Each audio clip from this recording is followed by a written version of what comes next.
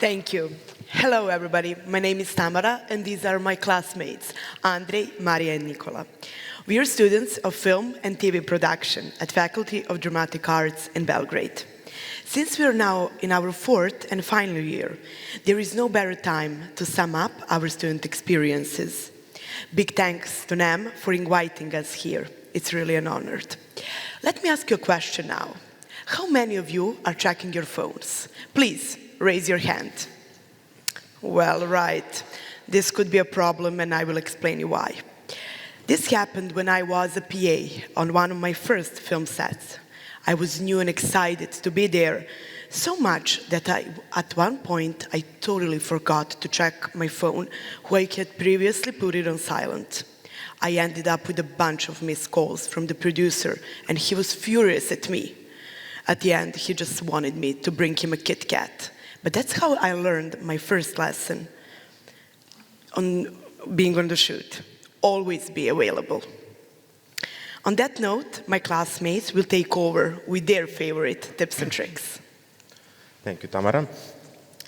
So a few months into our first year, basically we were paired up with students from other departments. So directors, DPs, editors, and sound designers with an assignment to produce one short film per semester. Of course, we wanted to tell big stories, but our resources were very limited. So we quickly learned that in order to shoot our stories, our job was to get creative by any means necessary. Now, this essentially means work with what you have. Experiment with genre. You had an issue with the sound, turn your film into a silent film. You can't afford that one expensive camera your 19-year-old DP says is really important, show him a Sean Baker movie and convince him to shoot it on his smartphone. Now, interestingly, one time our director really wanted a high-angle shot that our very short DP couldn't get. So the other producer asked the DP to hop on his back. I was losing it, our DP lost his dignity, but at least we got the shot. Now, the second most important thing is to always have everything in writing. Having a hard copy of a permit literally saved one of my first shoots twice. We had found, basically, so what happened was we found an abandoned water tower that we really wanted for the shoot, and then we went through hell trying to figure out who the owner was. It turned out to be town property, but then right in the middle of our shoot, some crazy old guy appeared on set yelling and shouting and claiming to be the rightful owner. But yeah, I mean, he was a former owner, but did not pay his rent for years. Therefore, he lost his rights to the building. And either way, there was nothing he could do as we had our own permit for the shoot. And then afterwards, on the same shoot, a crew member was seen carrying a gun that we were supposed to use in a scene. He was stopped by two policemen who thought he was carrying a real gun. But after showing them the permit we obtained from the local theater, they realized it was a replica and let him go.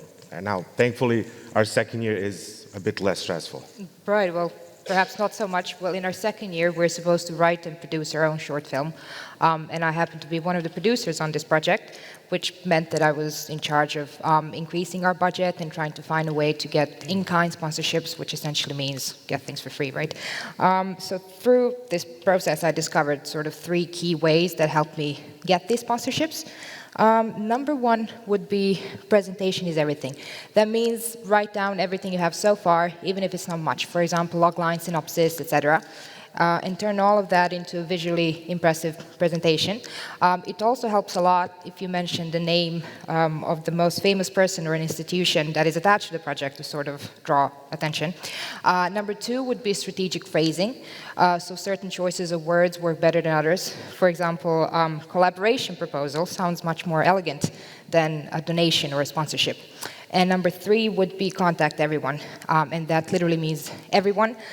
Pay special attention to small businesses. They're often more likely to say yes, as they're looking for ways to promote themselves. So my point is that more often than not, people are willing to help you, and they will help you, but sometimes they don't. And when that happens, and with that in mind, our next tip is if everything else fails, you can always ask your friends and family. And that was particularly true for me on 2 occasions. Both times it was the same project. So at the time I was working for a construction company, and I was preparing a student shoot at the same time. So my boss one day just casually asked me about my studies. She was trying to make small talk, and I mentioned that we were shooting something and we really needed some extra cash. So she offered to ask her cousin, who is this very rich guy, the business owner or occasional arts donor. So this guy, which you see a picture of him, who I never met in my life, ended up giving us a pretty decent sum of money. And the second time it happened, it was the same shoot. It was the day before the shoot. It was the worst shoot I've ever been on, honestly. But we were completely broke, and we still needed this piece of equipment, lighting equipment, that was very expensive and hard to get. And my mother was in town by chance, and she one day just asked me for coffee to join her and her friend from high school for coffee. And this woman, so her friend, happened to know the wife of a guy who owns a rental, and he ended up giving the equipment to us for free. Well, our third year is perhaps the most exciting one, as we're supposed to produce and write the sitcom. It's quite an elaborate process that starts by all of us writing log lines that are first turned into treatments. Then, after elimination phase, we are left with 2 treatments that are turned into scripts. In the end, the script that gets more votes is the one we go into production with. However, the chosen script is only the first draft that still needs a lot of work.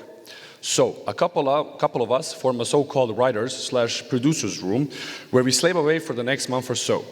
Naturally, after weeks of going back and forth and experimenting, we hit a wall.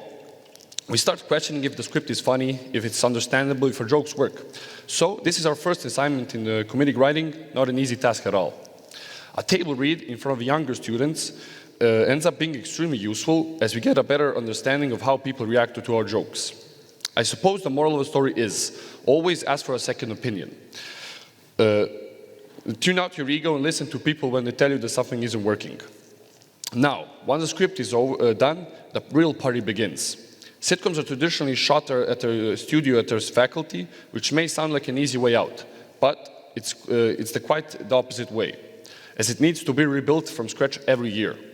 This requires work that I never thought I would be doing, such as peeling off old wallpaper with a steamer, setting up heavy wooden panels, bringing my own furniture to set, and my personal favorite, climbing a 4-meter ladder to adjust the curtains in between 2 days of shooting. I never imagined I would be a set decorator, but I guess a good producer means just that, wearing different hats. Besides, you pick up some incredible life skills along the way. For example, now I know what steamer to buy and what's the best way of putting up wallpaper. Please save the date for the 18th Producer Day at Faculty of Dramatic Arts in Belgrade. It's a big annual showcase of all students' work made by film and TV production students. Traditionally, it's organized by the 4th-year student, and this year, that is us. So we would like to invite you all to join us in Belgrade in June. Besides screening and masterclasses, you can also expect a huge party. In my experience, honestly, that is the best way to make a contact or even get yourself a job.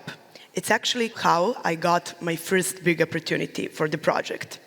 Last year, I was assisting my older colleagues, and after the party ended, I was given a task to bring 30 people to an after party. It was 1 a.m. and there were no cabs. But thankfully, I managed to provide a ride for 2 professionals who was amazed with me and later asked me to join their team. So, here are my contact details in case you want to contact me and offer me a job. Seriously now, we have learned so much in these 3 days. We are also preparing our original TV ideas, and who knows, maybe we will see each other next year on this stage. Now, feel free to turn on your phones and scan QR code with our contact details. Thank you so much once again, and we will see you soon. Thank you.